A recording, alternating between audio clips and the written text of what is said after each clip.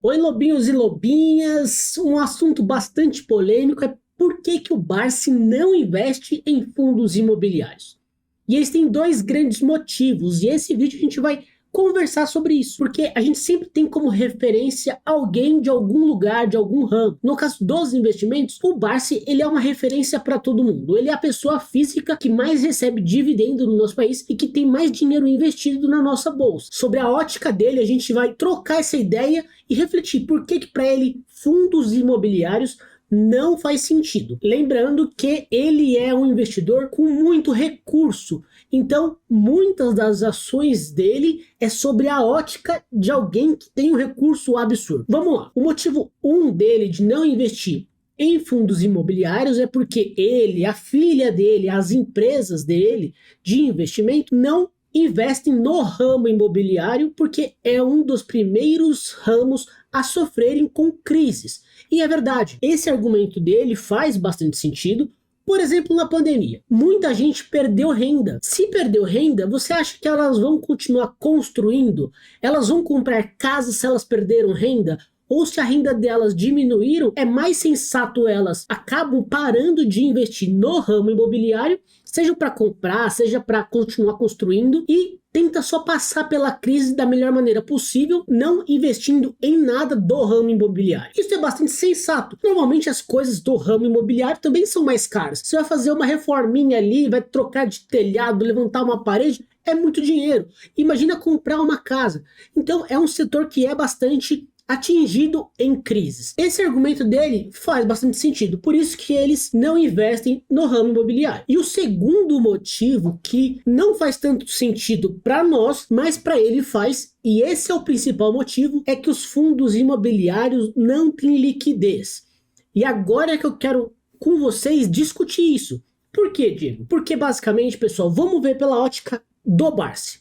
Para quem não sabe, no ano de 2023, ele recebeu, em média, mais de R$ 1 milhão de dividendo por dia. Essa era a média de dividendos que ele recebia com todas as ações que ele tem. Quando a gente olha o HGLG, por exemplo, ele não é o fundo que tem a maior liquidez, mas ele é um dos que tem uma boa liquidez, uma das maiores. Quando a gente desce aqui, olha a liquidez desse fundo, 4 milhões. Ó, tem a vírgula aqui é 1.000 e aqui é milhão. Então, 4 milhões. Imagina para o Barsi, ele na ótica dele, precisando fazer uma movimentação em que ele tem, por exemplo, 300 milhões do HGLG e ele quer fazer essa movimentação. Ele não teria liquidez para o cenário dele. Fora que o Barsi, pessoal, eu não acho que ele deixou de estudar, tá? Só que ele está muito tempo na bolsa.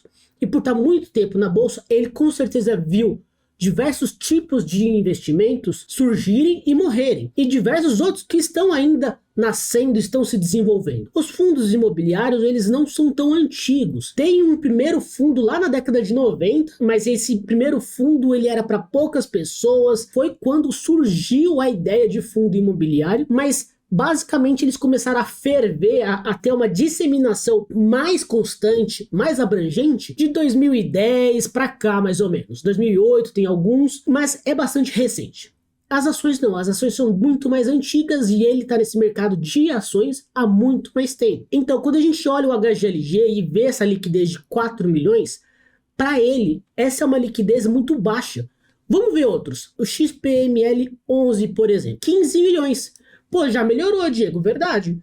Só que para ele, isso daqui com certeza é um valor muito pequeno. Lembrando que o patrimônio do Barsi está sendo estimado em um pouco mais de 4 bilhões de reais. Por ele ter todo esse dinheiro, imagina que ele tem que fazer movimentações, ele possivelmente faria uma movimentação muito maior que a liquidez diária do XPML. Olha o XPLG também, por exemplo. Esse aqui ó, tem 5 milhões, o VGHF11, que tem uma ótima liquidez, 4 milhões, o MXRF11, 7 milhões, quase 8 milhões, isso daqui é a liquidez diária. Sob a ótica do Barsi, que movimenta, ou quando vai movimentar, ele não vende com frequência, mas ele entende que às vezes há necessidade dessa liquidez. E se ele vai movimentar 50 milhões, por exemplo, do MXRF11, ele não conseguiria vender no dia, porque não teria tanta gente querendo comprar MX naquele dia. Então, sob a ótica dele, faz todo sentido. Para efeito de comparação, vamos ver duas ações aqui que são bastante conhecidas. Por exemplo, a Itaúsa, essa daqui é uma ação bastante conhecida. Quando a gente olha a liquidez dela, ó, 114 milhões.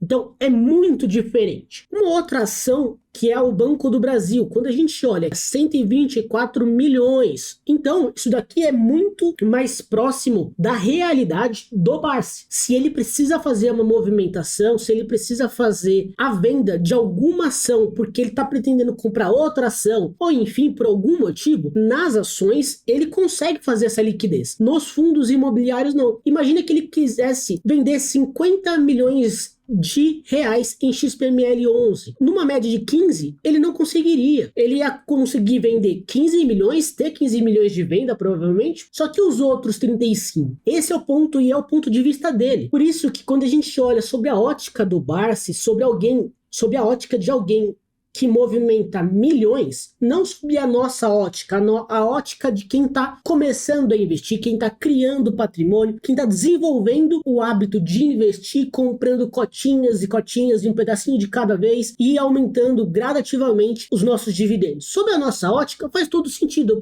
15 milhões diariamente, para quem não é milionário, isso aqui é muito dinheiro. Isso daqui é uma movimentação que atende à necessidade da maior parte de todos os investidores da bolsa. Pô, Diego, mas para o Barsi não, sem dúvida nenhuma. Para pessoas que movimentam na casa dos milhões, sem dúvida nenhuma, esse tipo de investimento traz esse malefício ou traz essa limitação, que é simplesmente o ato de não conseguir se desfazer de tudo aquilo que você quer naquele instante. Mas, por exemplo, no caso das ações, é possível. A Itaúsa você tem, por exemplo, 114 milhões de reais diariamente. Isso daqui é uma liquidez absurda. Se bobear, a soma desses dois aqui deve ser o suficiente para cobrir a liquidez total de todos os fundos imobiliários. Só para você ver o quão pequeno é ainda a questão dos fundos imobiliários. E um outro ponto que eles já mencionaram também, que é bastante importante para eles, é que, e eles tem razão, mas isso daqui é uma característica dos fundos imobiliários. Para eles valorizarem realmente, para eles crescerem, eles teriam que ficar fazendo emissão de novas cotas todos os anos. E isso não acontece. Por exemplo, o XPML 11, ele está valendo R$ 112,46. Para o XPML valer R$ 150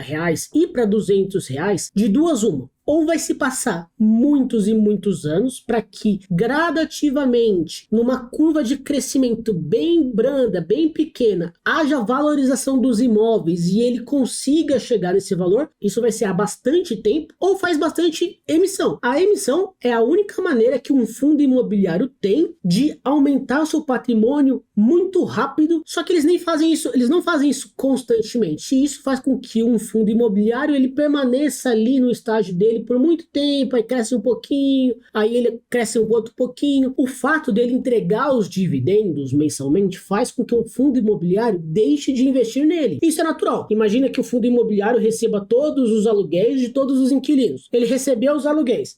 Agora, o que ele vai fazer? Se ele já dá todo esse lucro, 95% desse dinheiro para os cotistas, ele fica com 5% que serão destinados a todas as contas, todos os custos que eles têm mensalmente, pagar a gestão, que é uma gestão ativa ou não, enfim, tem todo o custo da gestão, e sobra um caixa residual ali. E aquilo ali vai se acumulando. Pô, mas Diego, pode ser que esse caixa residual, depois de 1 ano e meio, 2 anos, ele tenha um valor bom para ele conseguir comprar algum outro imóvel. Pode ser, mas você vê que é muito a longo prazo. É muito lento. Agora imagina o Banco do Brasil, que no caso ele distribui alguns dividendos, mas imagina que ele pegue, só que não é obrigado. Imagina que ele pegue 50% do que ele fosse distribuir, como JCP, enfim, ou dividendos mesmo, e ele pegue 50% e invista no Banco do Brasil. Então imagina que ele deixou de passar adiante a tirar do negócio milhões e milhões de reais e reinvestiu no negócio. Isso faz com que o produto Banco do Brasil ele cresça, ele valorize. Então a cota, no caso, a ação que está custando R$ 26,94, ela vai para outros patamares, porque o Banco do Brasil foi lá e comprou uma outra empresa, comprou uma seguradora, comprou um banco menor, comprou um outro banco digital. Enfim, isso faz com que o Banco do Brasil ramifique seu negócio e valorize. Os fundos imobiliários, eles têm essa dificuldade de crescimento. Por isso que ele é um negócio mais brando, ele é um negócio mais calmo, ele não tem esse poder de valorização alta como tem as ações. E isso, sem dúvida nenhuma, é um dos motivos que faz o Barsi não se interessar muito por fundos imobiliários. Pessoal, de novo, isso tudo é sob a ótica do Barsi. Para ele faz todo sentido esse tipo de reflexão, porque para ele, como ele movimenta muito dinheiro, como para ele é importante o reinvestimento do lucro das empresas nelas mesmas para que aconteça a valorização, e os fundos imobiliários não possuem essa característica constante. É de vez em quando. Tem fundos imobiliários que ano passado fez 2, 3 subscrições. Aí você fala, pô, então ele aumentou muito seu valor de mercado. Ele aumentou, sem dúvida nenhuma, a quantidade de imóveis. Só que como você aumenta a quantidade de imóveis e você fez subscrição, você lançou novas cotas no mercado. Quando você lança novas cotas no mercado, você dilui esses novos imóveis para essas novas quantidades de cotas. No final, ficou a mesma coisa. Por isso que essas características distintas entre fundos imobiliários e ações faz com que o Barsi, para ele, não faça sentido. Mas para nós, meros humanos, que não estamos na casa dos milhões de reais mensais de dividendos, faz todo sentido, ainda mais para nós que gostamos daquele dividendo, daquele dinheirinho caindo todos os meses na nossa conta, fazendo com que a gente possa comprar novas cotas e assim aumentando o nosso patrimônio pequenininho, gradativamente, mas isso dá uma segurança maior para a gente. E aí, diz para mim, pessoal, os motivos do Barsi fazem sentido para vocês sob a ótica do Barsi? E sob a ótica de vocês? Eu gostaria de saber, deixa aqui nos comentários, se inscreve no canal, a gente se vê no próximo vídeo e até mais. Tchau, tchau.